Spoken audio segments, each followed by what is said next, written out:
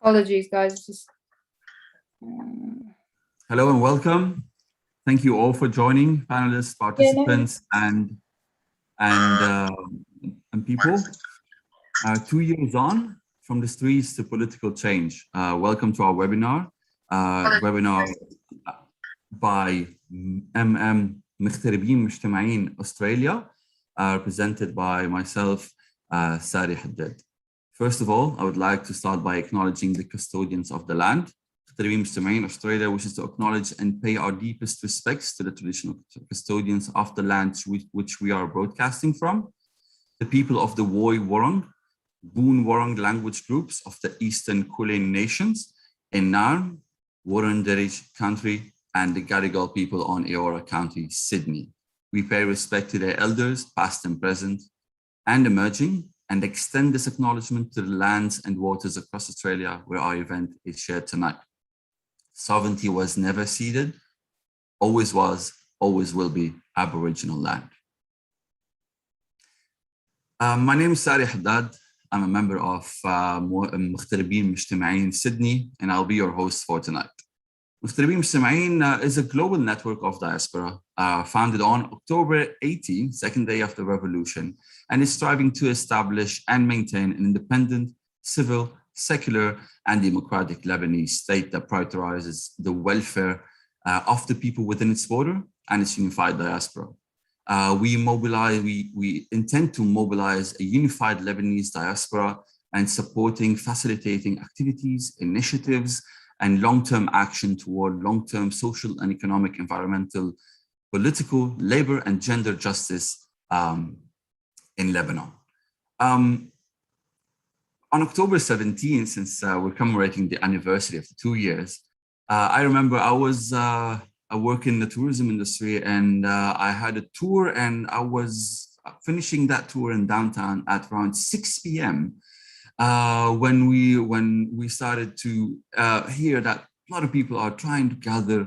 There was anger on WhatsApp. People were enraged, and we witnessed the first interactions of people on the streets of that day. And at around 7 p.m., the crowds started growing into what we have witnessed as October 17, this glorious day that we all take pride in. October 17, in my opinion, was not a moment. It was some sort of awakening for us in Lebanon and abroad. It's that moment that we all met each other, and we have realized that we have lived apart from each other, and we have had walls built by our shared and separate pasts and separate areas. October 17, I think, ignited conversations amongst each other in those squares. All we needed was a public space to actually meet each other and talk and discuss and agree and disagree about things. And we realized the illusion of those walls that were dividing us as a people. They're imaginary walls, and we broke those on October 17. And they cannot be built again, I think. This moment of awakening is a seed. Don't think the revolution is dead after 2 years. It's a seed that will keep on growing and taking different shapes and forms, from street to political change, to activism, to organizations. It's like a seed that rises from the bottom of the forest and strengthens its roots deep enough to rise above all the older and other trees, taking away its sunlight. And a tree needs time to grow. And 2 years from now, we have planted that seed, and the tree is growing. And to be able to see if a tree is doing a good job, you need to see fruit. And I think today, having 9 representatives of different political parties together on that group, I think these are offsprings. We are offsprings of October 17th revolution, although our seed might have been planted way before that, and our journey in activism might be way before that, which links us to the Lebanese Australian community here. I really can't tell you how proud we are having you all anxious present here to present in front of the Lebanese Australian community. It's a community that was planted as a seed due to Lebanon's instability years ago. And it is now a well-grown tree. This seed that has been planted generations ago in Australia has grown to be very powerful and well-rooted and strong. And your story can tell you how proud we are. The stories of the people in Australia are very much similar. And it's a pleasure for us to introduce the two communities here together. In Australia, I've only been here for less than 2 years.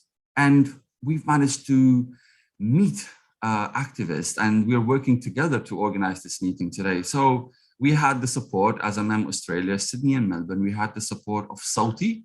We had the support of Alif, who we're going to meet later, and Nahwa al-Watan for this meeting to happen.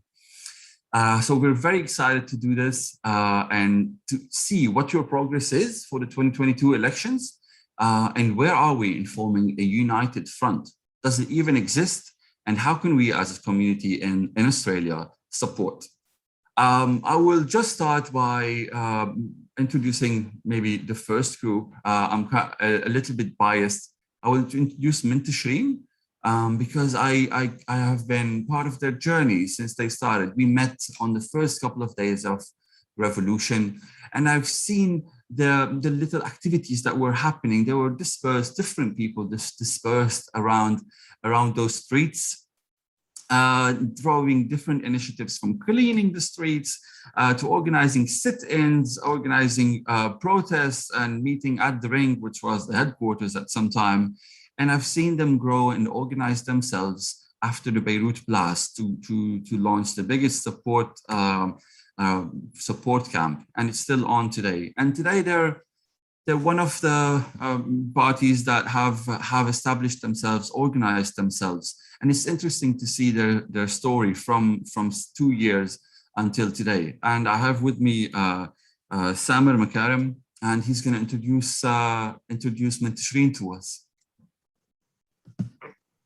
Good evening to all of our audience in Australia. Thank you, Sari. Thank you, Meghterbin, Mejtemiin, for having us and for hosting us. I think the title of this talk, From the Streets to Political Change, adequately describes Minteshreen in the shortest sense of our journey. We're very proud that we are now the only political party that has been formed outside of the revolution. After the revolution, the fruits that Sari was talking about in his introduction, the reasoning being and the idea is that what we felt at the time and being present on the streets, just like Sari had spoken about, I'm not going to re-talk about the sit-ins and the activities and all that stuff, but we realized that for the youth, and several of us in Minteshreen represent the youth of Lebanon, is this idea that without institutional change and without political change, street movements don't really amount to the change that we need, especially in such a complicated and difficult and hostile environment as we've seen in Lebanon. We had never intended on being a political party, but for us, what was extremely important was how do we get back an apathetic youth, a youth that was discouraged and told to avoid politics by our parents' generation or our grandparents' generation, to avoid playing in the political arena simply because this is a closed club for corrupt or a sectarian kind of language. So for us, what was very important, at least for now, is to re-inspire the youth and try to organize and tell them that if you are not taking active decisions in your country, if you are not aware, if you are not involved, then it's very easy for this regime to have gotten away with what they've gotten away with.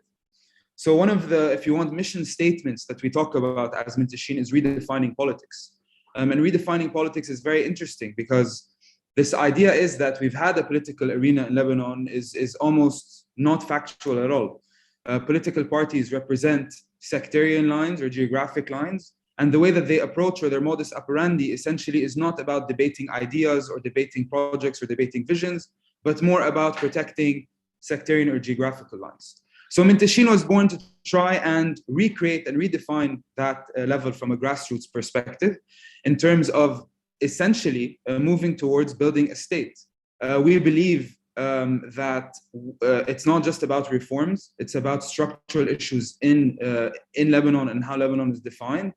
And that needs to go back into building our institutions and reclaiming our institutions step by step, because also, even though we have a constitution, we have institutions, we know very well how this regime has always decided to kind of operate outside of it, or how these institutions are just fake or fake images, if you want. So I don't know if we have to answer the question about elections, or we have to answer that right now in this introduction. I have a little bit of time, but moving towards elections as well. It's very important as well to note and to discuss that at Minteshreen, we don't see that elections is the be all end all, or it's the end objective that we're supposed to get to. Right now, there is a state, both in Lebanon and a state in the diaspora, of a little bit of being down, a little bit of depressed, of saying that this revolution didn't really amount to the change or the hopes that we all had on the streets 2 years ago. Which is why it's important that the elections are treated as a potential first marker for us to start affecting change and to have independent members of bodies inside parliament. That doesn't negate any other work that's being done in terms of collective action, that's being done in terms of a grassroots building, similar to what we are doing, that negates syndicates, universities, where all my colleagues on this call have also participated in, and we've been able to achieve some good results in terms of unity. So it's very important that even though right now we will zoom in and we will tunnel vision on elections over the next 3 to 6 months, hopefully, it's important that as Minteshreen, it's clear that it's not the be all end all. We will fight as much as possible, but on April 2022, the fight goes on, the dismantling of this regime goes on, and we are in it for the long run as a youth-led party. So I think I've taken my 5 minutes, and looking forward to continue this discussion with both my colleagues on this call and with everyone else. Thank you. Thank you, Samer. It's interesting to hear your story and your vision and your energy. I think the whole team shares your energy too. So good luck, and definitely we will have questions for you at the end. I will move from Minteshreen, which is fairly new, and I will move to Myriam. Myriam, I remember when Beirut Madinati, Myriam Hoballah, when Beirut Madinati first launched its campaign that it's actually participating in municipal elections, we were over the moon. We were, oh my God, someone looks like us, thinks like us, someone who actually has a vision that is that we can understand, is trying to join politics. And you had key people in there. Nadine Lebeki was the face. And I think this was a very important moment where we have moved from either a small protest or a small gathering or to actually running in elections. Please introduce yourself. Tell us more about your experience and what you've learned from it, and what do you have as a vision for the future. Thank you, Sari. Hello, everyone. And thank you again for inviting us on this platform, for being able to connect with all Lebanese everywhere. Now, today is with Lebanese present in Australia, and this is really something nice. Because actually the diaspora since October 17 has been so important in changing the balance of power, the current balance of power that we're witnessing in Lebanon. So we're seeing with great pleasure, all of us, I know for a matter of fact, how much the diaspora is being supportive, and we need to really push further this kind of always communication, cross-communication, a fun way to build together.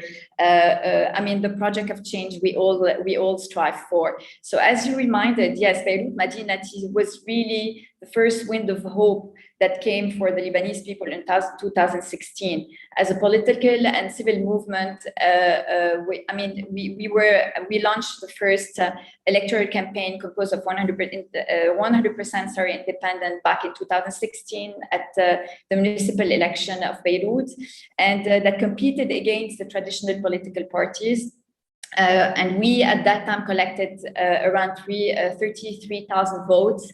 And yes, it was the first electoral breakthrough as an independent list ever. Basically, we really seek to build a political alternative outside sectarian frameworks. So we aim to achieve basically people's social, economic, and political rights. And impose the public interest as a basic principle for practicing political action in Lebanon on the basis of equality and social justice. We have a very people-centered vision of politics as opposed to the dominant model of sectarian and corrupt governments in Lebanon, which promotes the implementation of a civil society as per the Lebanese constitution and institutionalize the rule of law, because this is really the ultimate vision, to have a real rule of law. This is, just to frame a little bit our positioning, and just for you to know, also for people, for the audience to know, we became officially registered as a political party back in 2019. So from there, yes, we have the situation. We have the program of change we have been really striving and developing over the past years, and the action, the different kind of activities we've been able to implement on the ground throughout this process. And really, I just want to pinpoint that it wasn't easy for us, because a lot of hope emerged, from the 2016 results, great result that we had.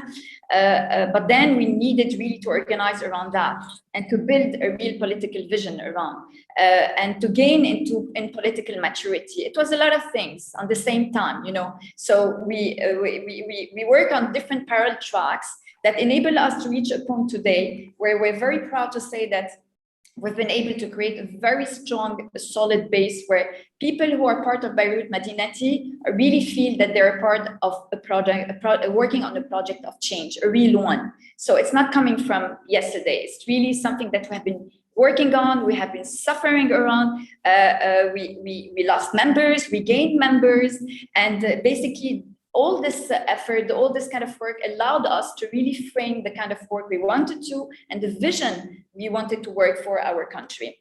So our program of change, and I like to say it this way, is built on 4 pillars.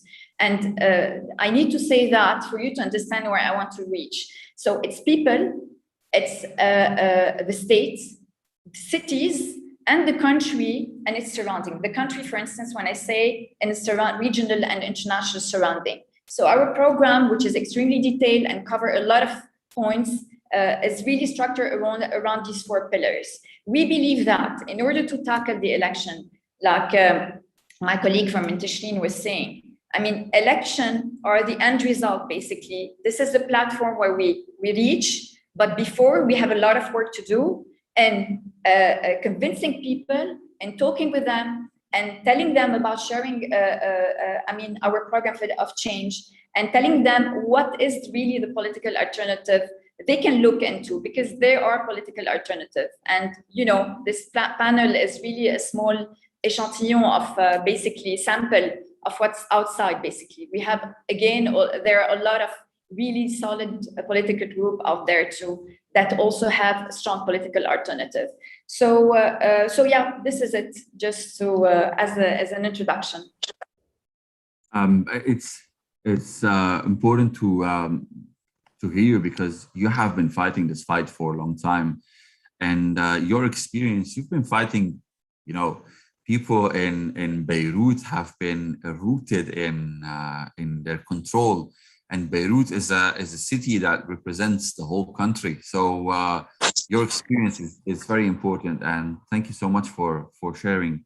We'll have a lot of questions for you. I personally do. And with the Q&A, I'm sure we will have.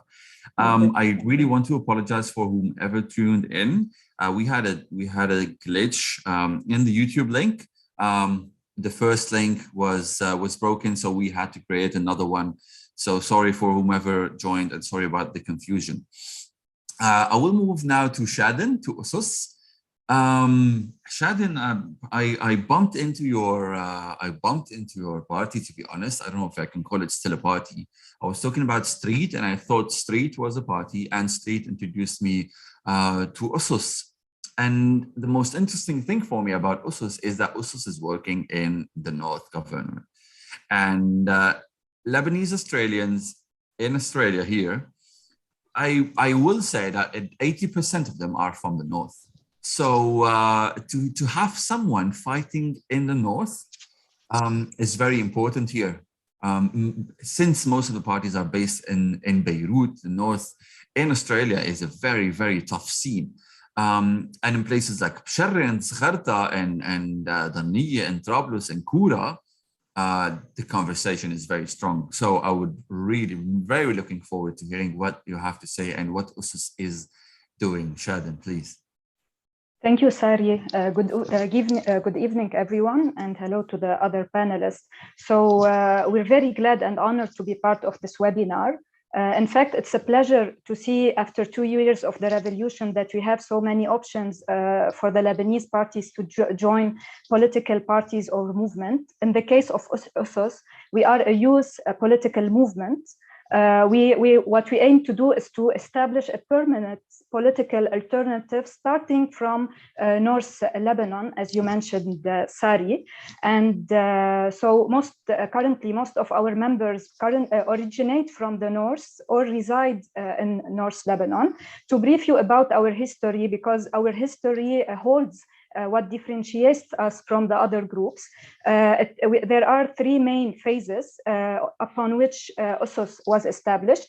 First, some of our members took part in 2016 municipal elections in Zgharta.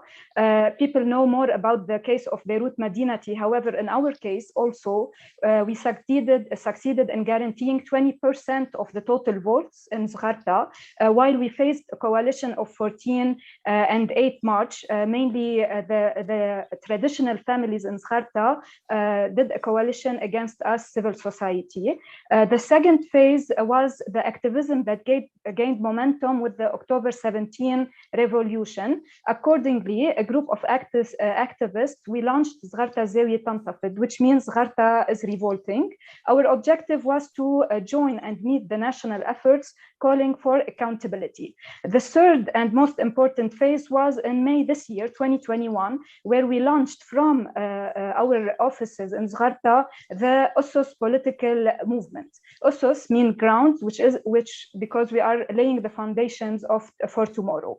Currently, we have managed as Osos to increase our geographic coverage. We succeeded in enlarging our membership, and we have initiated the work of different councils within our structures. We have dozens of meetings every week. We have many activities. If you check our pages, you will see that our activism is much beyond political statements, stances, and speeches. What we are doing is that we are implementing activities and projects which are raising the local awareness, and we are going towards starting local development.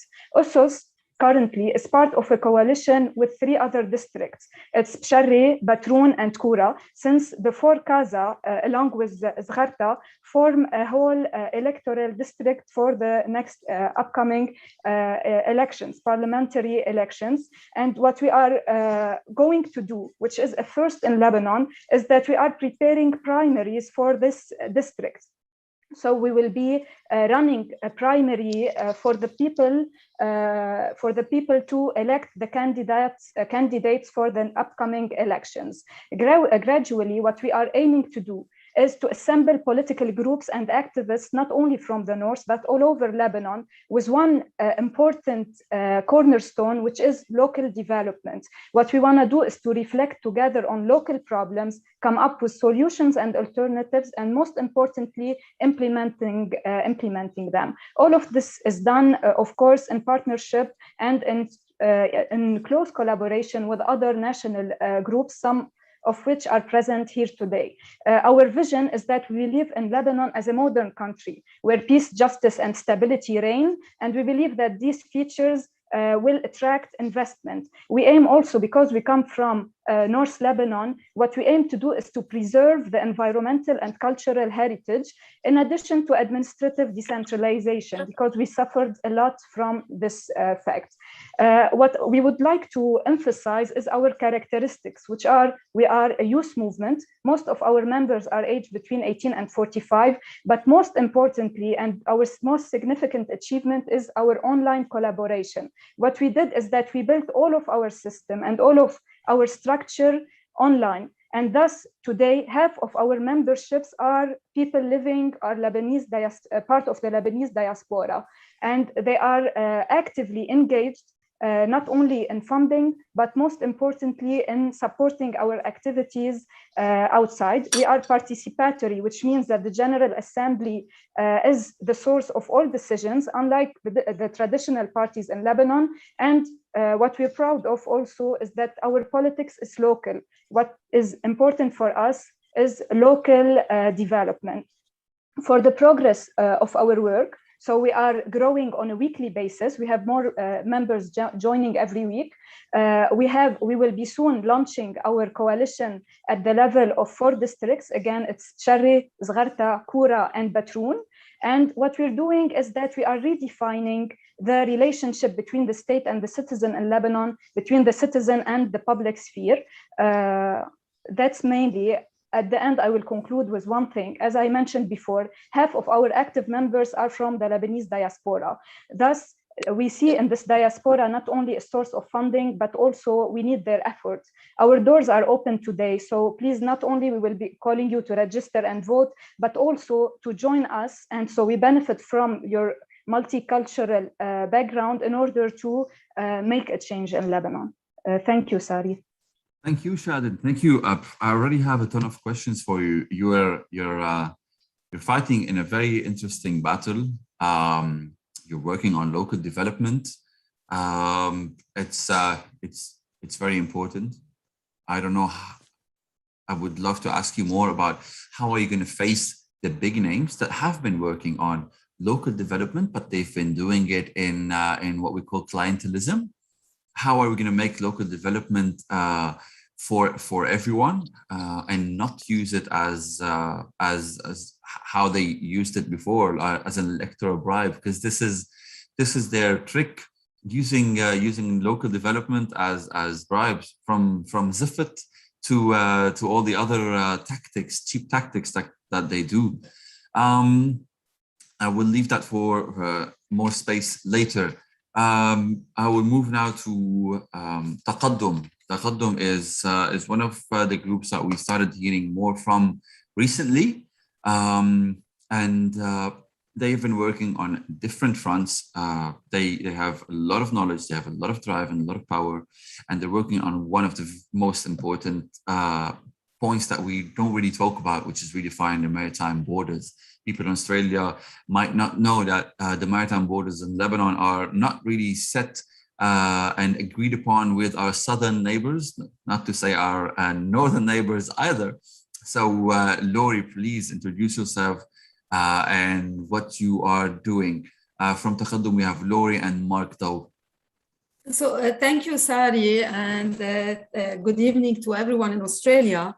So very happy to be here, and thank you for the invitation to introduce Taqaddom, and I guess to talk about what is important for us in the country and for the diaspora, and hopefully we will be able to create an environment where all people from the diaspora will want maybe next to send their kids back to Lebanon to have a life there and build their life there instead of staying away. So I think like this is the hope of everyone on this call, from our colleagues from different political parties. So Sari, just to let you know that it's not only our maritime borders that are not defined, even the land borders are not defined. So basically we live on a land which is undefined, like it's like just عايشين على البركة, as we say in Arabic, and this is what we are definitely trying to change. So before going into details of what Taqaddom does, basically Taqaddom is one of these emerging political parties that have been created after the revolution, 17 October revolution,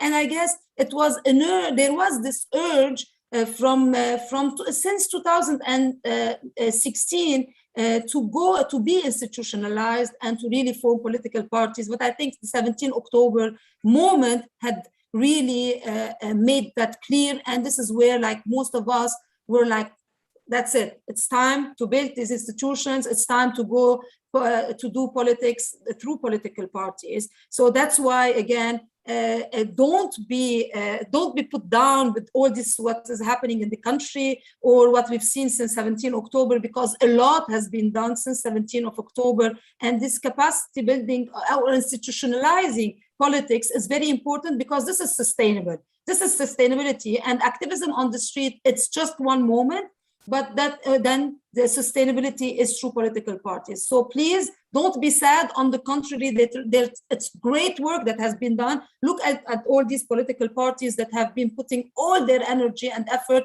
to create these alternatives for you. So it's time to be joyful, and it's not time to be sad. What does Taqaddom do, or who Taqaddom is, basically? So who are we? So as it says, progress. So Taqaddom is progress, right? So we're a democratic, progressive, secular party working for social justice and sustainable development. And these are very important notions for this country. Maybe some people take it for granted, but of course, it should be a democratic country. Of course, social justice is important. Of course, sustainable development is important, but these are not so clear-cut in Lebanon. And that's why you see that there is an urge for us to fight for these things. Definitely, our mission is to create the civil state. They like it, they don't like it. Today, the battle is that people want to get us to the wrong direction, take us to more entrenched sectarianism. They want to impose that. They want to go to do dialogues among themselves as al-Manzoumi, as the traditional political parties, to bring back sectarianism and entrench it and enforce it. And on the contrary, all political parties here on the table and on the screen, we all want to go to a secular country, and definitely this is what we're aiming for: civil state, secular state that guarantees the rights of its citizens and builds the confidence in political engagement. My colleagues have said it, it is important for citizens in the country to be politically engaged. We cannot sit on the side and say we cannot change anything. We're not going to elections. We're not going to vote. I'm going to sit on the side, nag, cry, be hopeless. This is not how it goes. ما حدا عجبني هيدي شعاراتها مش حلوين وهيدي. This is not how it goes. So we need to be engaged, and this is what Taqaddom is really doing. Bring back hope in politics. People should be excited about politics. It should be something that we want to do day and night, work for politics. And the rights of citizens is very important. I cannot be, because I'm Armenian Orthodox, I cannot become a president. And another person, because it happens he is a Maronite, he is able to become a president, even if he doesn't deserve to become that. It is impossible to continue in a state where citizens are not equal. That's why we need to put an end for the sectarian system. As simple as that. You want to be equal within a sectarian system, you cannot be equal. As much as they want to defend that, it's not going to work. And this is what Taqaddom is working on. How much you're simplifying it, you know, just your basic rights. That's it. You need a system that has your basic rights. We have a minute left. If Mark wants to add something for Taqaddom. Okay, let him share that moment. And sorry, Sari, but I might not stay till the end, so I have another engagement, but I'll stay as long as I can. We have a lot of questions for you. You have been fighting on different fronts. If Mark would stay, we would love it. Yes. So give Mark 2 minutes. I will represent Laury. So basically, Taqaddom is focusing on multiple fronts. One is that you mentioned sovereignty. And on sovereignty, we're working on defining maritime borders, whether with Syria or Israel, as well as the application of international resolutions by the United Nations Security Council 1701 to basically define the land borders completely, also with our two neighbors. Second, what we're working on, we're doing a lot of awareness campaigns all across Lebanon. We were in Tyre in the south.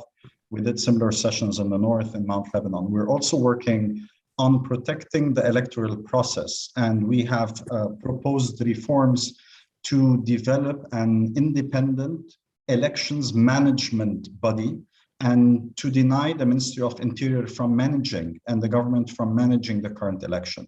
And that way we get independent commissioners. This has been applied in more than 100 countries around the world. Palestine, Iraq, South Africa, Egypt, a few others all have independent commissions. We're one of the very few countries where the government still runs it. So we have a written proposal that we can share.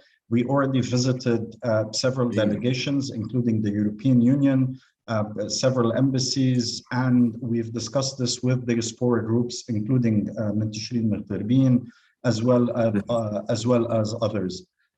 It's very important, a very important point. Yeah. Third, we're also working on municipalities. So we've conducted with several organizations, DRI and others, sessions to train young activists and alternative activists, because we don't only focus on young people. Our constituents include people between 18 years and 67, I think. Samir, who's a political bureau member, is 67 years old. So we include people from different age groups, and thus we're doing a lot of trainings on municipalities for people, because we believe in decentralization as a principle. We believe that is part of the constitution, and we need to practice that through the institutions that are present. We also are working closely with several of our allies on issuing a parliamentary law related to creating elected constituencies or councils for each qada, and in that sense, creating bigger decentralization in the state. Third, we're working for parliamentary elections, of course. We already kicked off several of the work, the groundwork. We're building our electoral machines, connecting with people in the 4 districts that we're running in across Lebanon, whether in Beirut or Matan or Shuf Ali or Babda, or probably some other areas also in the north. We are trying to actively engage with others, and so far we have been able to create the coalition that includes about 15 groups, that includes resigned members of parliament as well, and that is the National Opposition Front. I will be asking you about the opposition front at the end, and I will be asking about the Tahalof Thank you, Mark. I did not know that your work goes so deep, and I think what you're suggesting in terms of the elections is very important. It might be a game changer. It will get a lot of backlash, but I'm really looking forward to discuss it at the Q&A at the end. Moving on to that, since you're talking about independent organizations and the elections, I will move to Aline from Tahalof Watani. Aline has been a member with Lade, which is the organization that monitored the elections of 2018 and is a member now of Tahalof Watani, along with Walid. Aline is a fellow Aussie. So please, Aline, introduce yourself, and Walid, please, the party. Would love to hear what you have. So I have to make a correction. I actually wasn't a member of Lade, just a big advocate for a believer in what Lade does. And I am going to hand over to Walid to lead this presentation, and I'll add at the end if I need to. Thanks, Walid. First of all, good evening, everyone. Good evening to all our diaspora in Australia, and all to the panel. If you could raise your voice a bit, because we cannot hear you as well. Now it's better? A bit. All right. So as I was saying, that Tahalof Watani is a political organization that conceals the regions and states. Formed in January 2018, Tahalof Watani includes many of the political groups that emerged during August 2015 uprising. Tahalof Watani has a political vision and program to rebuild democratic, pluralistic, sovereign citizenship in accordance with the Constitution. The Constitution has been neglected by the current government and the previous government as well. It has refrained from implementing many of the articles which they had been applied. Since 1992, we have put Lebanon on the path of transaction to a civil state, and we will save money of time. So the current political system has managed to control the country through the faith-based and partisan division of power outside constitution institutions. Under its rule, waste and corruption, and has spread, leading the financial, economic, and social collapse. Moreover, the environmental collapse, which triggered the October 2019 revolution. As you know, Tahalof Watani main slogan is that people want to apply the law.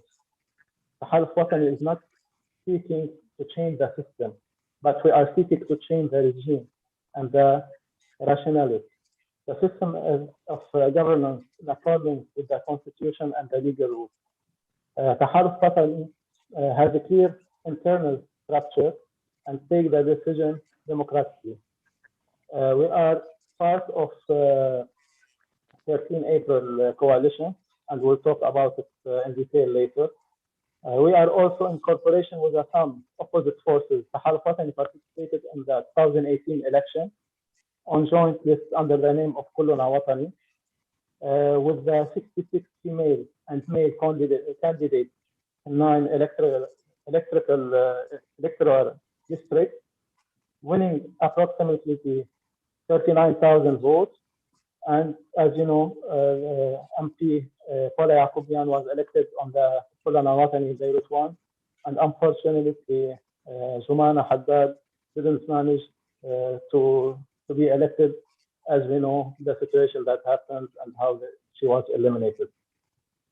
So since the parliamentary election, Tahalof Watani has grown. A new group has joined to the organization as well as individuals. And this is the principal part that we are working on it now. For the first day of the revolution, Tahalof Watani has stood side by side with the original protesters. Tahalof Watani has been involved in the formation of the largest political opposition to tackle the corruption policies of the ruling regime and thereby prepare for a successful battle in the upcoming parliament election. What I would like to say that we believe in the change, and also we believe that the diaspora community all over the world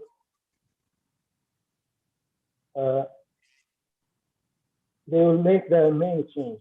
And for that, we are approaching everyone in each country to register and be part of this change, because otherwise we will not be able to help the parties that they are working in Lebanon very hard to achieve the union of the all groups, and also to achieve the dream of all the Lebanese, and especially the diaspora, that they left Lebanon since ages because we don't have a country to live in peacefully.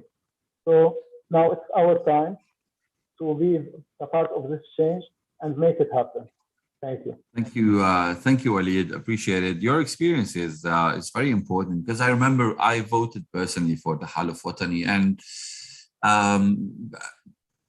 the first elections, I think it was an achievement disregarding whatever happened in there. It was a very important step to take when no one was taking any step. And a lot of people that are on these groups, are a member of the other groups, were part of the Tahalof Watani, where we just had a platform. It was the only thing we can vote. And I remember I went to Dermi Mesa Jnoub, and there were candidates in there. So we were present. You guys were present in one of the most crucial and important districts. So your experience, we have a lot to learn from, and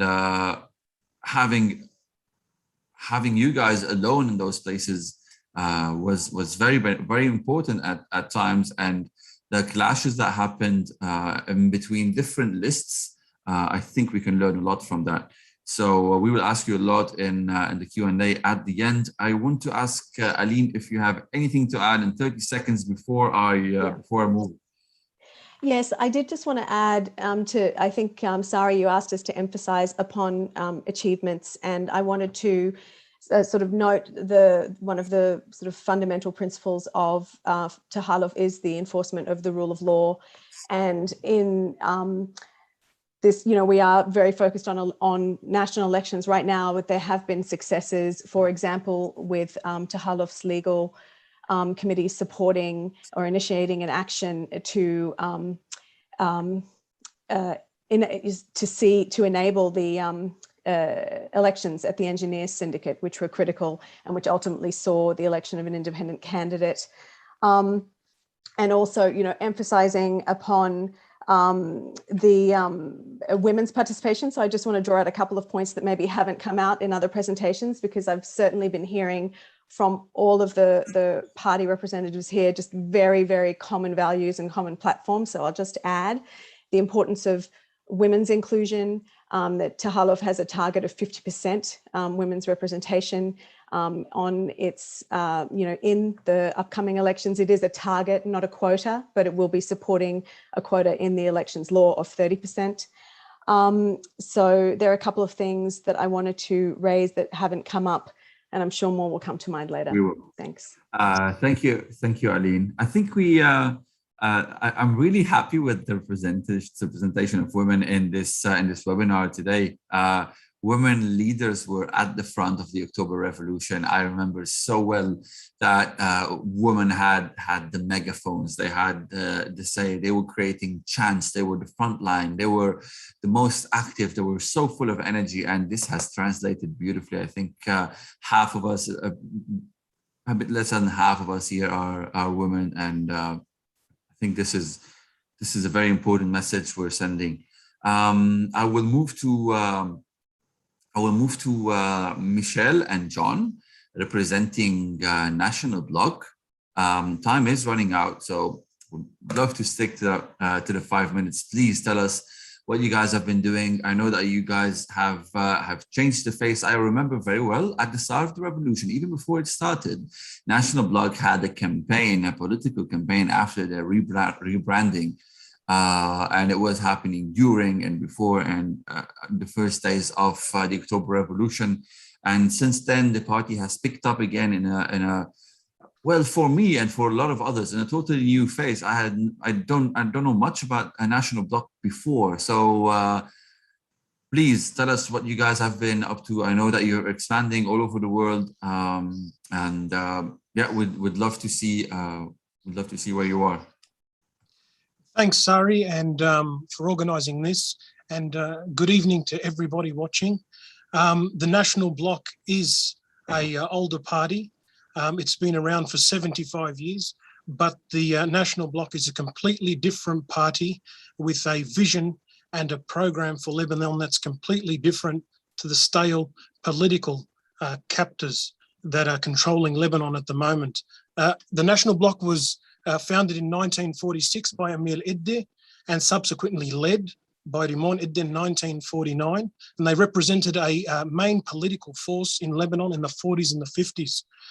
Throughout the last 75 years, the National Bloc has taken many noble stances with the betterment and of Lebanon at its forefront. For instance, in 1969, they strongly opposed the Cairo Accord, which established principles under which the Palestinian guerrilla activities in Lebanon would be tolerated. In 1976, and this is very important, the National Bloc refused to participate in the civil war in Lebanon, which subsequently crippled Lebanon to this day. They also strongly opposed the intervention and the invasions of Syrian armed forces in Lebanon, as well as Israeli invasions in 1978 and 82. The National Bloc refused to take part in parliamentary elections while Syria maintained an occupying force in Lebanon. As it goes in Lebanon, Rimon Idde was forced into self-exile after several assassination attempts from 1977 to the year 2000. The party was dormant, but in 2019, in a reawakening, and this is very important as to why we're different from the typical parties now, the party relaunched its activities and introduced major changes to the leadership structure and systems in an advanced and unprecedented move in the history of Lebanese political spectrum. For the purpose of breaking that cycle of political inheritance, the National Bloc eliminated the Supreme Leader position and completely transferred his absolute powers to a 30-person party committee, council, who subsequently elect a 6-person executive committee. An advisory board also exists called the Senate, which issues recommendations to the council and an executive committee. Today, the Secretary General is Pierre Issa, and the President is Salam Yammout. Today, in its 75th year, the Lebanese National Bloc Party is a social, liberal, democratic, and secular party based on the principles of the Human Rights Charter. The party endeavours to strengthen Lebanon's entity to preserve its sovereignty and its independence, along with bolstering its distinctive role among the neighbouring countries in the whole world. It also seeks to lay down the foundations and promote the rule of law, social justice, public and private freedoms, and the well-being of the country's citizens. Today, the National Bloc has a presence in every major Lebanese diaspora community, including here in Australia. The party's values can be summarised as follows. We are for citizenship in the face of sectarianism. We are for integrity as opposed to corruption. We are for democracy as opposed to feudalism. We are for the rule of law instead of the ugly ideology of clientism and clan loyalty. We are for sovereignty in the face and dependency of interference of outside institutions. What's really important, ladies and gentlemen listening, is that for a political party to bring about a great nation, they must have a plan which focuses on making the country great. The National Bloc has a plan, and it consists of 9 main pillars. We will initiate an immediate recovery by... Without elaborating on the points, state them and we will get a chance to talk about them in the Q&A, please. Absolutely. So the 9 main pillars are, we are looking at a fiscal recovery.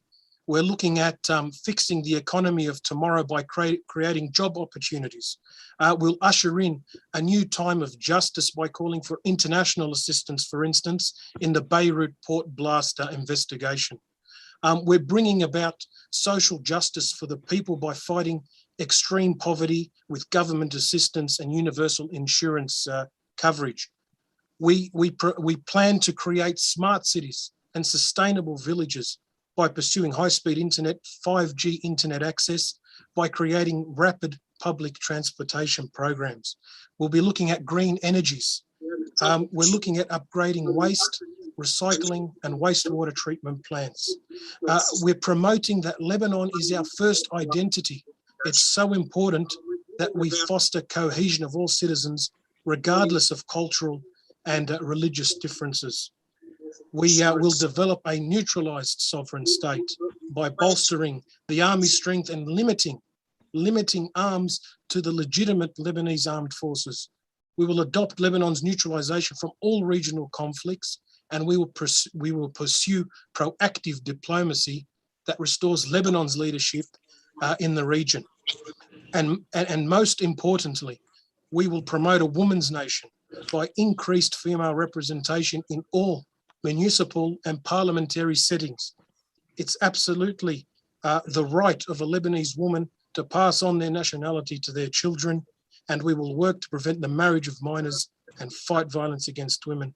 So in finishing, can I please say, dear citizens who are listening, who Lebanon means anything to, the road to a prosperous, green and fair Lebanon is a revolution of the mind and the spirit of which the National Bloc is at the forefront. Help us, be with us, and join us as we take back Lebanon and free it from its oppressive captors. Thank you, Michael. John, we'll have a chance to talk with you later. It's so interesting to see a traditional party evolving and moving to a new progressive phase. And I think in the near future, if we were to achieve our goals, a lot of the parties will have to reorganize themselves, refurbish how they think and how they want to act, and and will need to change from within. A lot of people are with parties that were previously sectarian and are trying to change that from within their parties. And I think you guys are a very important example of that. And honestly, when I see so much work, when I see points presented at me, and when I see plans, it gives me a lot of hope that there is someone who actually has an alternative plan. We're not only faces and organizations, we have plans that we can work on together. So it sounds very inspiring and good. Thank you. I will move now to Mada, Verena. Mada Network, to be honest, I've seen you active on social media. I've seen the statements you are doing. You are active a lot in universities, so it's great experience for you at the moment. And really looking forward to hear who Mada is. Please, Verena, introduce yourself. Okay. Hello, Sari. Hello, everyone. So Mada is a youth network. It started with the AUB Secular Club and USG Secular Club in 2017. At the beginning, we were aiming to create a certain network between students where we can discuss politics, when we can have an actual plan, when we can have, where we can change the discourse, the political discourse within our universities. And then we tried to focus on the secular clubs within the universities. For example, in USG, in AUB, they started since 2018. In USG, we started in 2017 as we had a proper electoral list. When the uprising has arrived, our discourse became the main discourse in the universities. The students were actively listening. They wanted to join. They felt that they really can change the country. They can be the change. I think what's important is that we as Mada see the change as an accumulation, as a very long process. And if you want, we are investing in these accumulation in the long time process. We started within the universities. Last year, we won, the secular clubs won in all the universities. This year, in AUB, all the independent and secular clubs won too. I think it's a start. And also in the syndicate elections, we were actively participating as well. In our opinion, secularism is the base, because without secularism, there is no equality between women and men. We'll have a 15 personal status law where women can have marriage at the age of 9, where there are no individual rights. So in our opinion, secularism is the base. Secularism will lead us to social justice, will lead us to participative democracy. And this is the Lebanon we want. So this is the radical change we are aiming for. We think that changing from the inside is a must, but we can't do it without changing the system. And to be able to change the system, we are looking for raising the awareness within the base of our societies, the youth, in addition to actively mobilize on the street, to put a kind of pressure, and also as well participate in all the elections in the country. So I try to be brief. You still have a couple of minutes, to be honest. Thank you. I will ask you a lot about your experience in the secular club, with the secular clubs, and the problematicness of the word secular in conservative, in the conservative minds and conservative upbringing that we all have been subject to. So I don't know if you can stay at the end, if you want to go out and come back at the end. I know you're having connection problems. Thank you, Verena. Finally, we have مواطنون مواطنات في دولة مايا. Please Tell us about what you guys have been doing. I know that you were big participants in the revolution. You have been working a lot before. I think personally that you are the most organized and advanced and party. I have your book with me, the the Economy of a State. I bought it before coming back in September 2020. I have skimmed through. So there's really a lot for you guys to say. So again, 5 minutes. I know how easy it is to talk because you have a lot to say, but please, 5 minutes, Maya, if you can introduce the party and yourself also, Munir. Thank you, Sari. Thank you for everyone who's been sticking along through all of these introductions. I've been thinking all throughout listening if the audience is feeling more informed or more confused, I'll try to end on a clear note, I guess. Muwatinun and Muwatinat fi Dawla are a party that started a couple of years ago. As you said, that has given us quite a bit of time to get organized internally in terms of the activities that we do, in terms of our ability to mobilize. We've gotten to a point where we are actively mobilizing thousands of individuals, primarily in Lebanon, but also in the diaspora. And more so than just recruiting or signing up, but actually turning this amazing energy that Lebanese people have inside and outside Lebanon in actual political work, which is a challenge I think everyone on the call would agree is key. I will start with, I guess, a bit of a political reading that tries to understand what is the problem today that we have in Lebanon and what problem is Muwatinun specifically targeted at solving. Two problems, really. Society is being liquidated, and there is an increasing risk of armed conflict after what we've all seen what happened on Thursday. These are the two things that drive how we think about political strategy and political actions. What does it mean to have society liquidated? It means that hundreds of thousands of people are leaving the country, that half of our doctors, nurses have left the country, that our most prestigious universities in the country no longer have the education budget that they used to have. This tells you a bit the idea of the country that we are expecting to see emerge in the next couple of years. We also have a very visible now increased risk of armed conflict. We've all seen what happened on Thursday. Security is a topic that within a second can slip through a slope where none of us here on the call can do much to stop really. So with those two things in mind, what does Muwatinun try to do? And how has that impacted the way we look at politics in general, and then party and political parties work more specifically? The main objective is really to save society. A lot of the people here, I think everyone watching on YouTube are in Australia, so they're immigrants. I'm an immigrant myself. I left the country 6 years ago. And I think all of us can feel that once you leave the country, your ability to add value to the economic and political life of the country you come from drops significantly. I pay half of my salary to I'm based in the UK, to the UK. You can even argue that the economic role that I've played as a diaspora member has helped keep the system in place, right? The remittances that we were sending back to the country have helped keep the system in place. So politically, the role that we can play and the economic role that we can play can easily be one that is not aligned with the incentives of the country.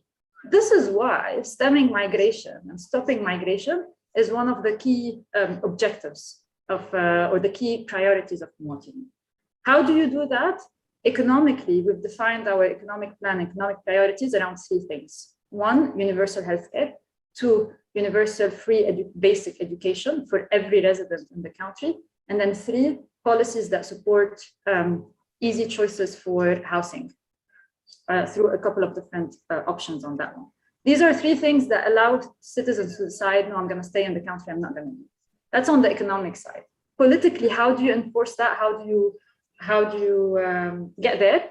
Knowing that time is of essence, knowing that with every passing day, we are losing more and more people. And then and that is expected to increase in the coming few months. Because time is of essence, we bet politically on the most organized structures in civil society. who are the most organized structures in civil society that have representative power, that have economic leverage that they can drive through. In our case, in our opinion, these are the syndicates.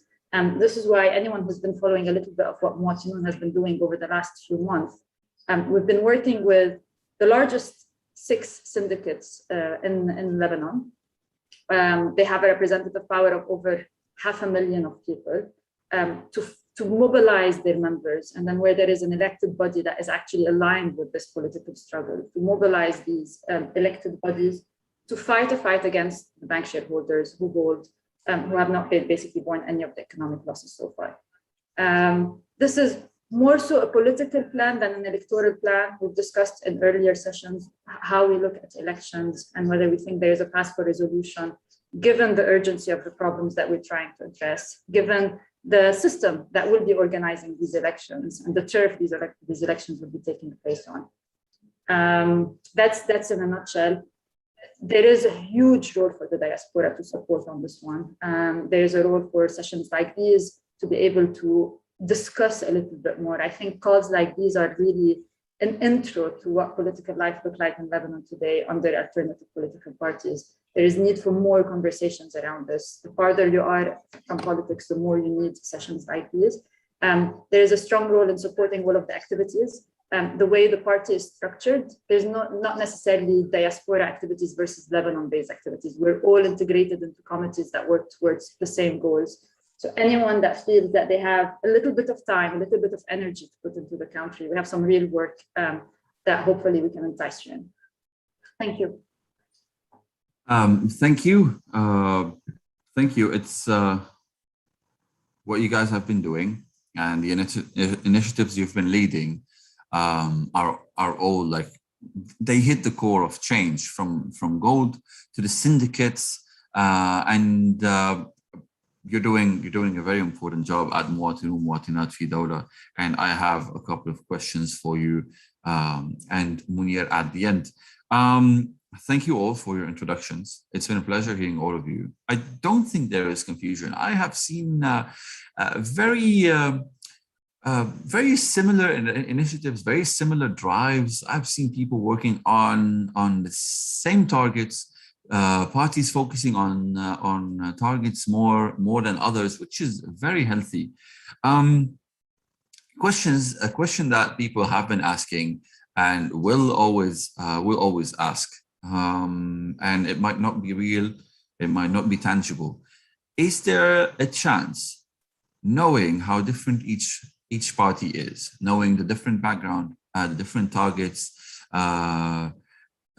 sometimes a party might be a socialist party and another party might be a centrist right wing. Is there a chance to have a unified diaspora, a unified list to fight in the elections or not? Because no matter how much of these interviews we do, the majority of diaspora all over the world will probably look for one alternative list to vote for, maybe two at the most. And if we don't do that, do we have any chances? I would really love someone's view on that. Are we working towards a unified front, or are we naming our own candidates in different parts and we will overlap at some point? Please raise your hand if you have an answer. I would happily give you speech for that. It's a really important subject, and I think we will happily spend a nice 5 minutes on that. Myriam, please. Yes, Sari, that's a very important point.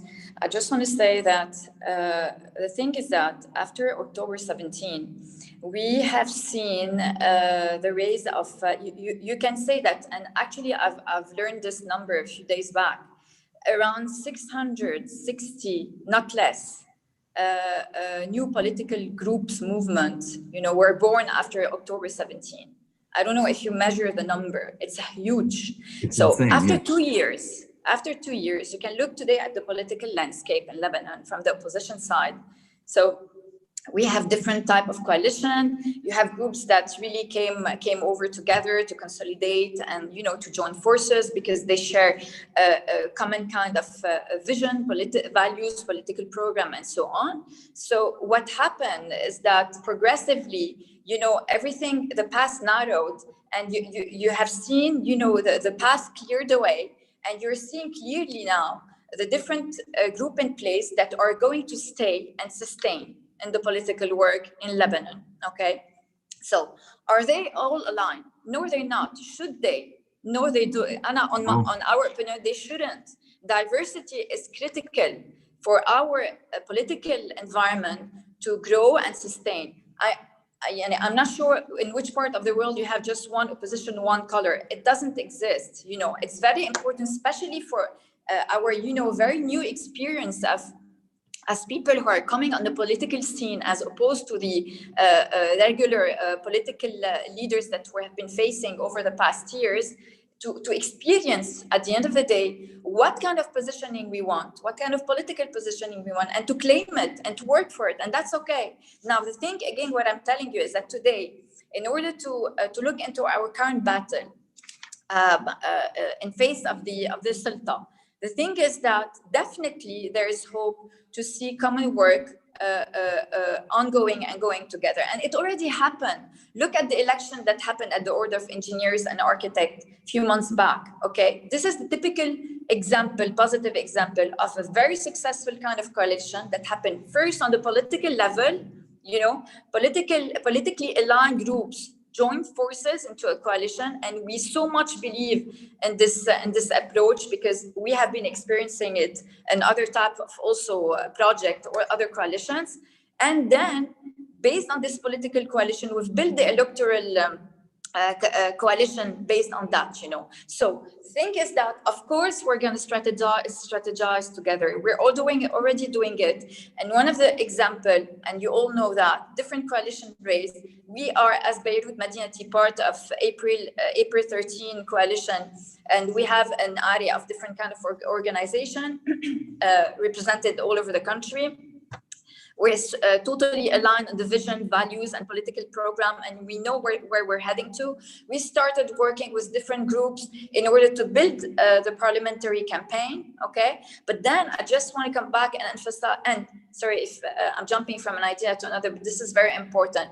The work we're doing on this level, the preparation for the parliamentary, is based on a very tight kind of work. And this is where, at the end of the day, Beirut Madinati has been able really to differentiate itself in its ability to share its experience in building electoral campaigns, and also to work on the ground by building like a really open participatory kind of work, you know, involving the citizens, the residents, and the choices of their of those who will represent them, okay? Again, I'm coming back to the example that happened with the campaign on the Order of Engineer and Architect, and also in putting together criteria of selection that from the very beginning imposed to all groups, you know, a kind of framework where there's no place to mistake or to subjective kind of appreciation or so on.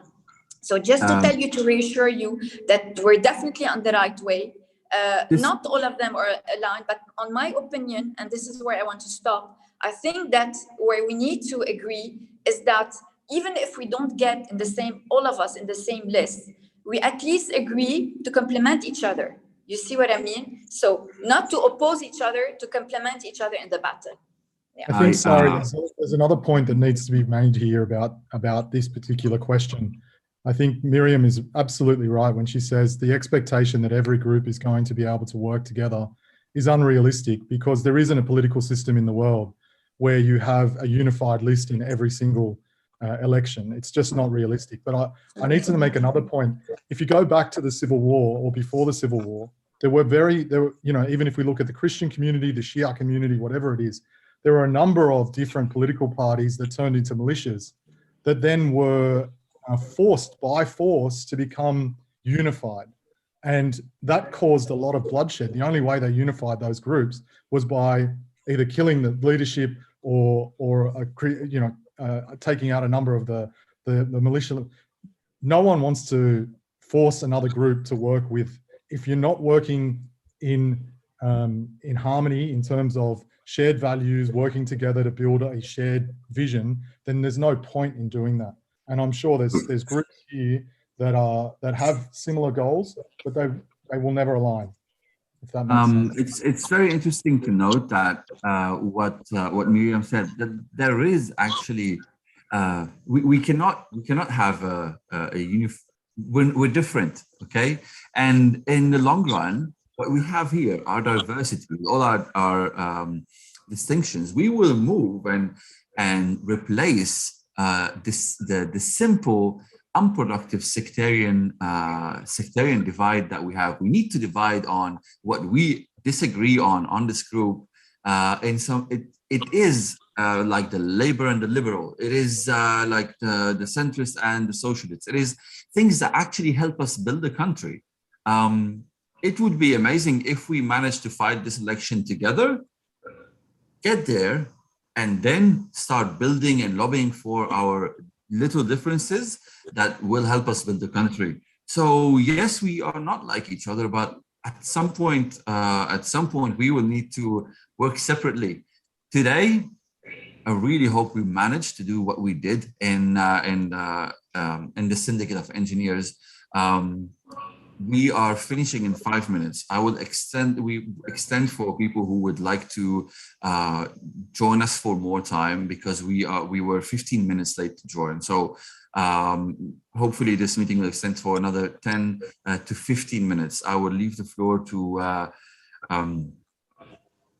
someone that belongs to a different coalition now, Samer, and I will ask about why is 13 Nisan and 13 April and Jabhat Mu'arada two different coalitions, and are they meeting? Are they working together? Briefly, please. And what can we expect from those coalitions in general, please? Yeah, absolutely. And just to kind of discuss what was talked about before, is that, yes, I mean, in an ideal democracy and an ideal democratic state, the focus should be on focusing on our differences, and kind of everyone does their own thing, and we hope for a healthy electoral battle. But we know that neither is this law representative, and neither does it kind of represent our aspirations, but opening the door about a discussion on another electoral law now is shooting ourselves in the foot. So we are all going into this electoral battle knowing that this is a law that doesn't want to represent us. The second thing that we know, and this is what Mark was saying earlier, that there is a threat about this not being a fair elections, and we need to kind of ensure that these elections are run in the fairest way possible. Third and foremost, and this is the lessons that we've seen in 2016 and 2018, is that when this entire regime, as much as they spend time on the media attacking each other, or saying that they have different visions for the country, the second that they feel that they are threatened, they are going to ensure that there is consistent alignment between them and so forth. True. So now, they did yesterday. The most important aspect is to ensure this battle. And then once we've ensured this battle is done, then we can spend the time on discussing our differences about the economic vision of the country, or how we kind of want to see this happening or that happening. But for the time being now, it's really about ensuring that we're not overlapping, that every single person is not singing on their own tune to a certain extent, and that there is clear coordination done on clear battles with clear data to ensure what is the best way forward in terms of how we are proceeding. Now, when we talk about the two different coalitions, and most importantly as well, sorry, before moving to that, is that we've experienced that in 2018, that the voter psyche in 2018 was, okay, there's the devil that I know, and then I have these 3 or 4 lists of people who are all claiming that they're independents, of people who are all claiming that they are the change. I don't know who they are. And then I'd probably, vote for the devil that I do know than the devil that I don't know. And that's really what we faced in 2018, when we had multiple lists kind of going with not a lot of electoral work done on introducing these lists, not like the efforts that's happening now. So it's very, very critical that we've had practical experience. I know it's not the same kind of context in terms of the syndicates of the engineers, but this idea of a unified branch, or at least trying to minimize this idea that right now, yes, we do all have our differences. Yes, we went down on October 17 for different reasons, but we are able to simplify the battle on There are the regime parties that want to protect the status quo, and there are also an organization of different groups that have a plan and have a decision and have a legislative kind of vision on what they want to actually end up doing in parliament or any sort of public seat that they'll have. So it is. Thank you, Samer. Do you have a final point to add? No, that's it. I think I'll leave the floor to Mark because he's been working more on the coalition. Mark, also briefly, if you can enlighten us about the coalitions happening, the kind of work that they're doing, and then I will move to ask about people are asking about Akkar, Daniya, and I will move to Chaden before moving again to Munir asking a very critical question. So please, Mark. Thank you very much. Basically, we are part of the Lebanese opposition from Jabhat al-Mu'arada al-Lebanese. This is a coalition of resigned MPs as well as political groups from across Lebanon in the Thawra. Our approach was from the start that our own political projects as change makers in Lebanon is independent from every single election that we do. And this is exactly the formula that allowed Naqaba Tantafit to win with such impact. And this is exactly the type of formula where the opposition, not only the change makers, it's the opposition in all of its entirety needs to gather up together so we can break the 6 massive parties that are controlling the country. We all have different ideas that are legitimate and different programs. We do have distinctions between us, but when we get to every milestone, we need to be able to change the dynamics of the political game in Lebanon to open more spaces for the change makers to be able to get results. Therefore, in our coalition and in our approach to elections, what we're saying is there is no way out. And in 2018, we learned that lesson. And this particular electoral law, what FPM did, Jubran Basile and co, they got 29 and they formed 13 alliances. That did not stop them from applying their own program, but they won the elections and were capable of getting themselves to get 10 MPs and a block of 8 ministers in government. We need to understand what the rules of the game are. So our program and our ability to change and impact this system becomes not a long-term project that is dependent on all of the Lebanese people changing their minds. It is about getting real results for the citizens today to solve their current problems, to reconstitute governments today in parliament, in municipalities, in syndicates, and in others. And in everywhere that we united with the opposition, the change makers with the opposition, the Thawra groups with the opposition, we won. Can I ask about this? Since you're saying, I don't know if I understood correctly. So uniting with the opposition is different to uniting with the change makers. I assume that change makers are part of the 2 coalitions. And when you mean by opposition, are traditional parties in opposition? Yes. You mean partnering? So I can count them for you. It's easy. There's the Kataib, there's Osama Saab, there's the Communist Party. There's even Menfid. Their party leader used to be a minister of government as well. We don't discount him. We will vote for him. We will lobby for him because these are the people we want to get into parliament. I'd rather do the distinctions between Menfid and Taqaddom inside parliament than both of us staying outside. And on the other side, we've got Michel Mawad and the others. These people we need. And this is the opposition we can build. We need to build coalitions that deliver real change in governance to the Lebanese citizens. We are not doing an ideological project. We need to get results. And elections are about votes and numbers. But the change makers have a responsibility to make that happen, because when we are united together, the alliances we do with those traditional parties or traditional politicians, together we can contain them and we can select the seats that can win, and we can work together to have leverage so we get more change makers into parliament, not less. And this is why we believe we need to do this. And this is exactly what's been happening in syndical elections and in other areas. The only places where we're getting results is when we're doing that. Thank you, Mark. It is definitely a subject of another full webinar where we all discuss our differences, our alignment, and what we can do together apart and with other parties that some people have question marks against. But it is interesting to see similar opinions from people from 13 Nisan and from people from Jabha. I think this gives a glimpse of hope for our elections. Fingers crossed. I want to emphasize that people in Australia would definitely lobby way more for one full list. People in Australia, people abroad, and people in Lebanon, desperate people. Talking about development in Lebanon, clientelism and services have been a way to elect MPs. So what I believed in, what I tried to advocate in 2018 to my surrounding, is that if you need the MP, then he's probably doing a lousy job. The whole aim of having MPs is for you not to need them.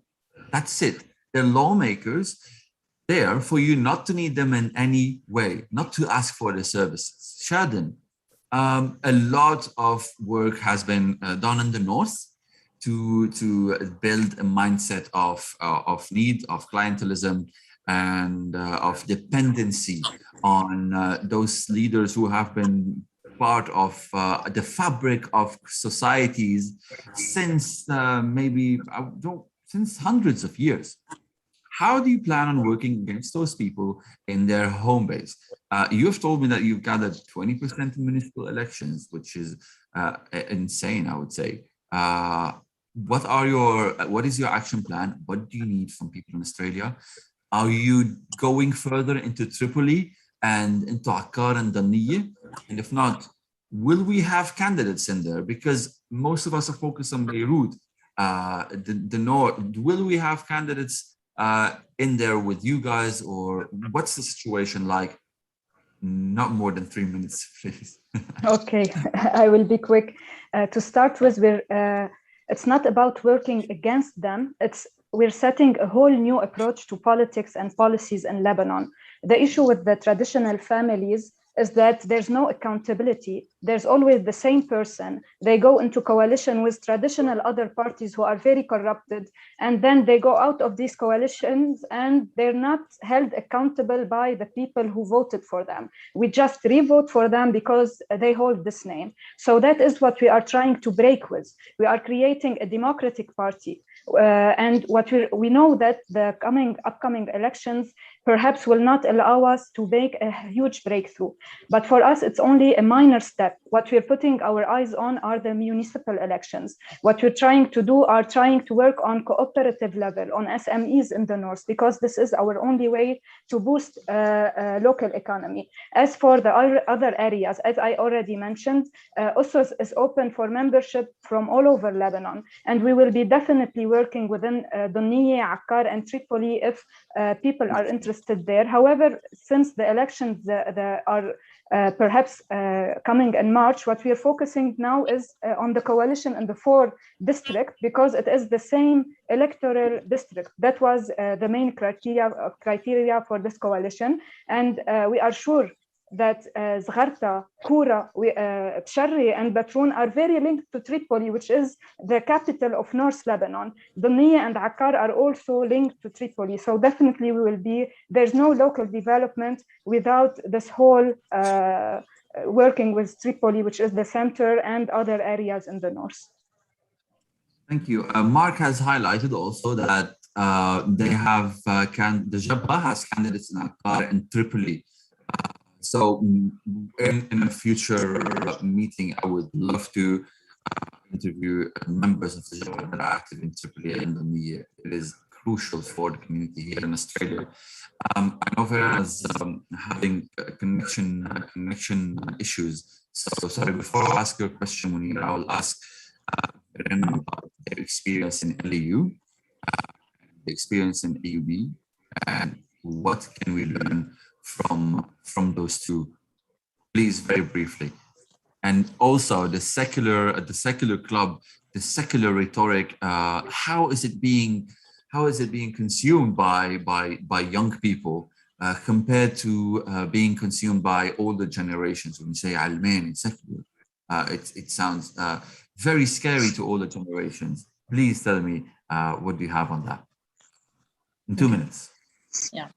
I think after the uprising and after maybe last year's elections, I think this word isn't scary anymore, but this determines a certain must to the radical change. It shows that youth are aspiring for this change. No consensus, no fear, no taboos. So yeah, concerning your other questions about the university elections, in the AUB, only two traditional political parties won. The other were won by the independent and secular students and students progressive. It was the Change Starts Here and the AUB Secular Club.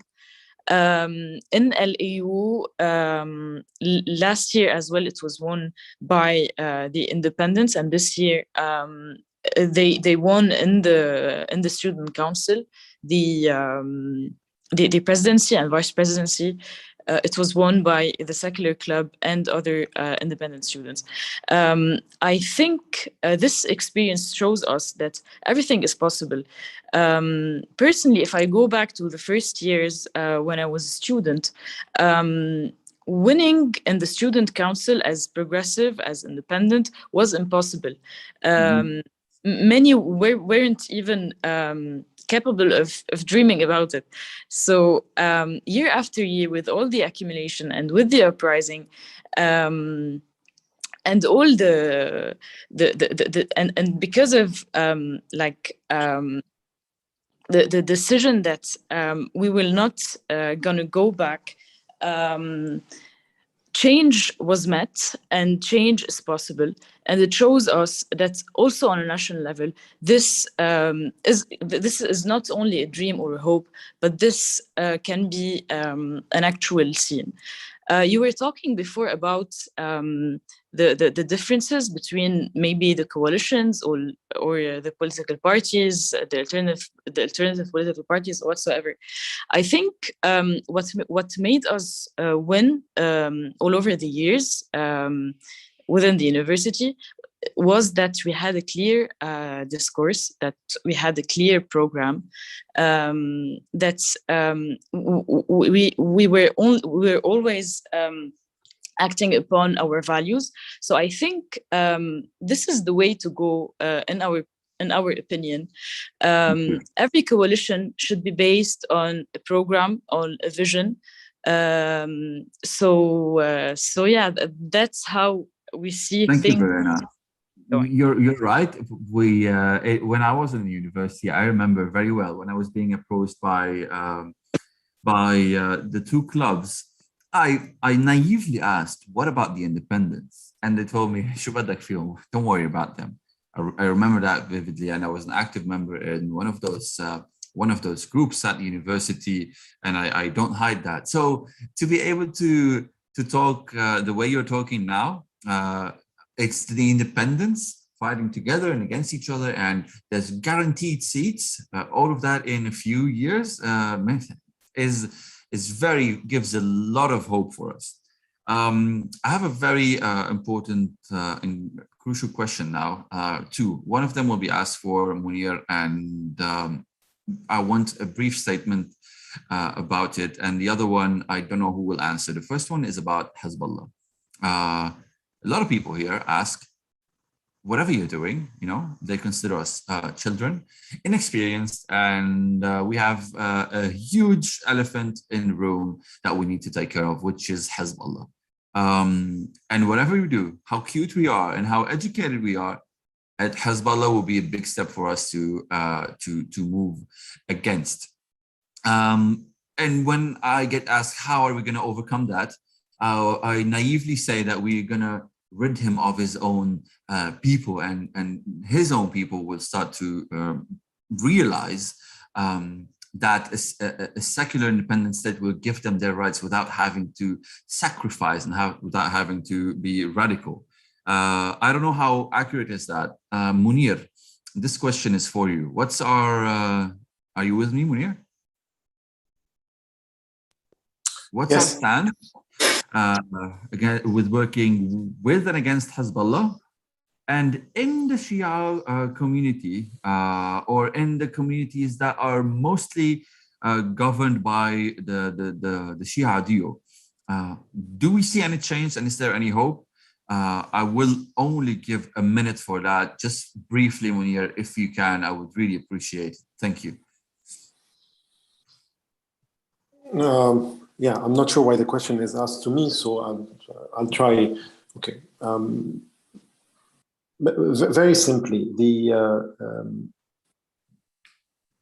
matter of Hezbollah Hezbollah, like many things in this country, which are a sign of lack of sovereignty, whether it's monetary sovereignty, whether it is military sovereignty, whether it is judicial sovereignty, are the result of the lack of state.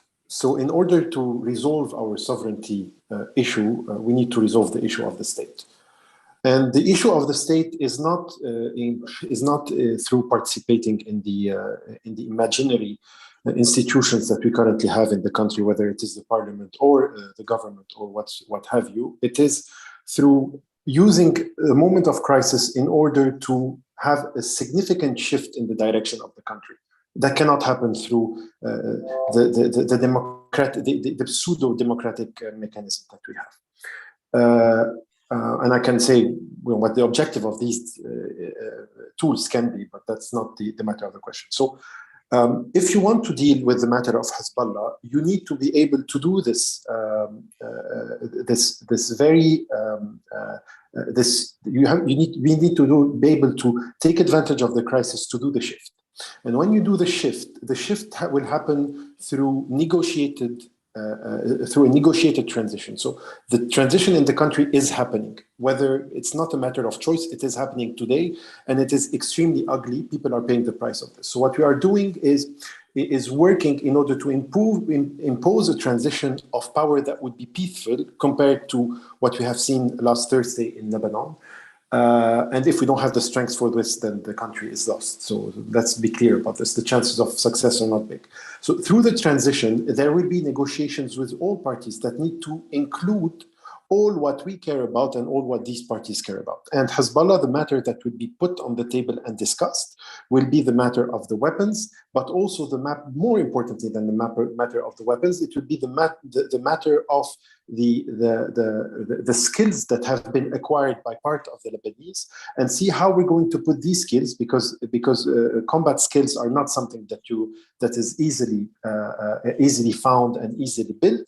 Okay, is to see how to put these combat skills to the service of the state, and as well take it out of a community and making it really a national, something national. But this cannot happen either through elections or through wishful thinking, etc. It needs through a very aggressive confrontation with the system in order to force it into a peaceful negotiation, peaceful transition of power, which is what we're working. If you can tell me, how will this transition happen in just 30 seconds? Sure. I need to ask someone else about the same subject.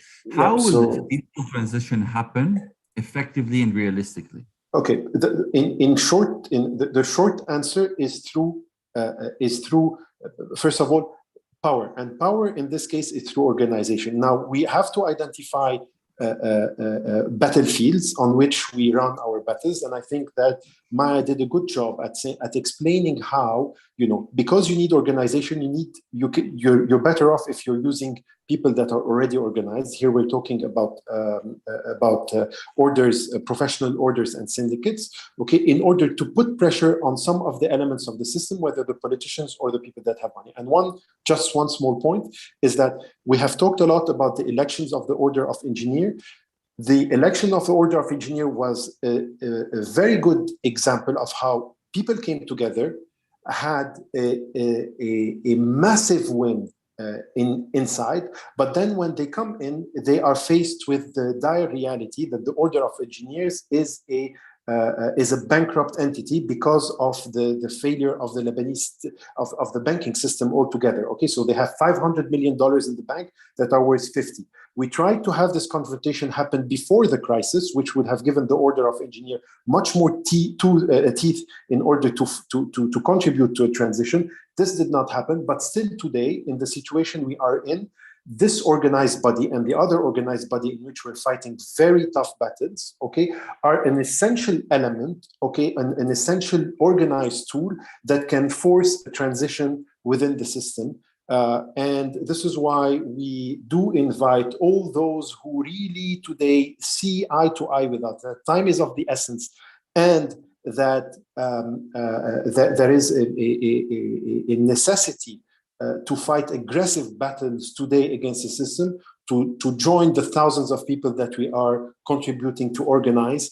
And our website has tens of pages to be read, and I think this will help people have a clear idea of what we're trying to do.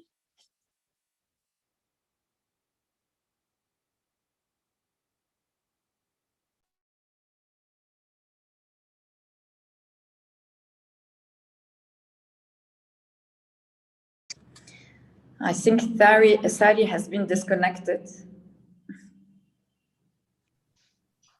Myriam, you manage. Apologies, my connection has cut, and I am back. Sorry, I did not get the last part of the conversation. I will need to. This discussion needs a lot of elaboration from all of us. So I think we will have a meeting to talk about it, and I would love to hear details. I would love to hear action plan on how to address it. Economically, the country is suffering, and the discussion about actually how to regain confidence in the economy of the country, how to attract investments, will be subject for another important webinar. An important question is how can we, or how does Unified Front, or how can you as alternative parties aid, or not even aid, secure a just accountability for the Beirut blast explosion? We've seen what has been happening in subject of Beirut blast explosion, and the judiciary is fighting for justice, and people are fighting for justice. And I think it's a very important fight, because this will determine who controls the country. Is it the rule of law, or is it the militias and political parties that control the country? Can anyone answer or have a point about what can we do, or how can we support in terms of supporting an independent judiciary in tackling not only Beirut blast, but also the economic crisis and all the problems we've been plunged into? This will be the last question. I'll give Myriam a couple of minutes for that, and then I will introduce the hosts, us, and the people who have been working in Australia, the different groups. The public can choose to join and help those groups. So I will give a minute for Myriam to answer this question, please. Okay, thank you, Sari. As you said, the August 4 blast, was an unprecedented kind of event that happened in Lebanon. And I think that at least if there is something positive into bracket that came out of it, is that the judiciary, at least some of the main actors of them in Lebanon, realized that there is no compromise on accountability, and that it's the battle that we all have to to fight for. And it also the fact that the judiciary is undergoing now today against the Sultan in presence, that is trying everything in its hand to counteract the work of the Judge Vitar, made them also, if you see the judiciary and its action, basically it's the first time ever that they're really standing strongly in front of the Sultan and not also compromising on their decision. So the thing is that our role as political parties from the opposition, and is really to support this action as much as possible, as strongly as possible, with all means that are available. So the fight for an independence law on the judiciary is crucial, and this is at the heart of one of our main problem, which is separation of powers. So the thing is that initially when we thought, I mean, in order for this part, I mean, we know that this parliament it's not in a position and won't vote for such law. It's not in its interest to do it. So from our end, what we decided and what we did is that we joined this coalition on the independence of judiciary, and we're fighting continuously on a regular basis in order to move forward to reach a point where this law can pass in a way or another through exceptional powers that can be granted. I mean, that was the wish for an independent government that would take such decisions. But then, I mean, this is the ongoing fight, not to compromise on any kind of steps to reach a point where, I mean, the author of this blast can be held accountable. So yeah, that's it. So just wanted to emphasize on the internal work that we're doing with other political parties, part of this coalition on the independence of the judiciary, and the rest of the work of pushing and supporting the judicial in its fights. Thank you. It is really clear that what we have done since October 17 has created some sort of wall for the judiciary to lean on. The support of the people in those cases will help the judges in their fights. And in the future, the fight against corruption is a very vague word now. It has been used and abused by all the other parties. But I think having a strong opposition in government will help put the people's pressure into action, drafting laws that will enable the judiciary to be independent and really accountable. After this meeting, I'm very hopeful, honestly. I've seen a lot of energy. I've seen a lot of dedication from all of you. I'm happy to see that there are candidates all over the country, and happy to see the two coalitions talking with each other. Would love to talk more about every single area, the Jnoub, the Dahiya. Do we have people fighting in those areas? Are we going to see opposition parties growing from within the Dahiya or from within the Daniya and Akkar? Would love to talk more about independent, separate areas in future meetings. A lot of questions have been asked, and I will share those questions with you in case you can answer on any of them.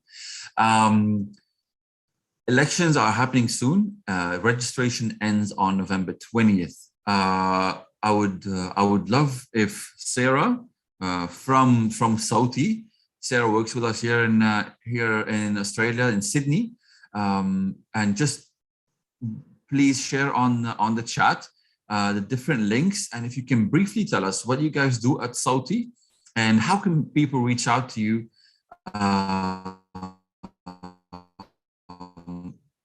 to help them get their registration up and ready. If you are still with us in the Hi, Sari. Yes, I am Sarah, here, but my I video hope you are. my video is not working. Okay. If someone from the background Briefly, we will wrap up in 5 minutes. So, end this note: how can people actually register? Political representatives, please send your contacts, your links in the chat. We'll also send an email to whoever attended just to thank them and get a way for them to reach you in case they want to support. So we'll share all those details. Sarah, yours. Yep. Okay. Well, it's amazing firstly, I'll just say it's amazing to see all the groups here today. I represent Salty. Salty is a volunteer initiative with its aim to pretty much promote active citizenship. So pretty much trying to promote that all Lebanese diaspora and within Lebanon in itself have their right to get involved, to pretty much give a platform to allow people to know what their rights are, debulk the electoral laws, and try to help people with pretty much along the process, be it finding, about different alternative parties, getting to know them, but also as well, most importantly, trying to help people to actually register to vote. And pretty much, yeah, so our initiative, we're all around the world. I'm the one that represents Australia here. And I'm readily available to help anyone with any questions when it comes to anything with regards to the elections, no matter how big and small. So we will share those details and you'll be able to reach out to us. But most importantly, it's important, like from what we can see today, is that we've got an amazing array of parties who have great things in mind and great things for Lebanon, and Lebanon needs us to support these people in order for us to be able to push through and see a greater Lebanon that I want to go back to. I'm born and raised here and I would love to go back to Lebanon, and hopefully, moving forward, every single person here can contribute to that dream of mine, and I'm sure of dream for everyone else on this call today. That's about it. Sorry, I was very succinct. I promise. Great to end with your great. I would really like to appreciate the efforts and support of ALIF, so Australian Lebanese Independent Forum. They're one of the active communities, organizations working here in Australia. They have been doing weekly webinars, and their effort has been reaching a lot of people. So ALIF are one of the most active people. ALIF October 17. Also, Nahwa al-Watan Australia, Nahwa al-Watan has representatives now here in Sydney, and we are working closely with them. They have prepared step-by-step, along with ALIF also, on how to register, and they are ready to answer your questions. Their website is readily available. Meghterbin, Mejtemiin, Sydney and Melbourne and worldwide. Thank you so much, Yasmin, Rebecca, Fatima, Francois. It has been amazing to prepare this. I'm really happy with what we did here today. We are all readily available for any of your questions and any of your future ideas for Australia. If you'd like to suggest any future talks, we are happy to help organize and send out the information. I'm thankful, grateful to you guys, and hopefully we'll see you in another meeting soon where we tackle different points that are interesting for people, and we'll get them to register and we'll get them more active with you guys. Thank you. Sorry about being brief with everyone. I know you all have a lot to say, but we'll get a chance for that. Big thank you. Have a great night. Have a good day in Lebanon. Thanks, everyone. Thank you, Sari.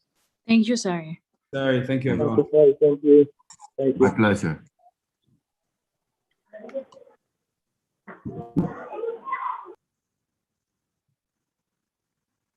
Pleasure. Everyone on YouTube, it has been great to have you. Your support is very, very appreciated, and all this effort has been done for each one of you. So thank you for interacting. Thank you for sharing your thoughts with us, and we hope we have sent a clear message to you. We'd love to see you more on those events. We'd love to interact with you on our social media. Everything will be shared, so do not hesitate to do that with us. Thank you so much.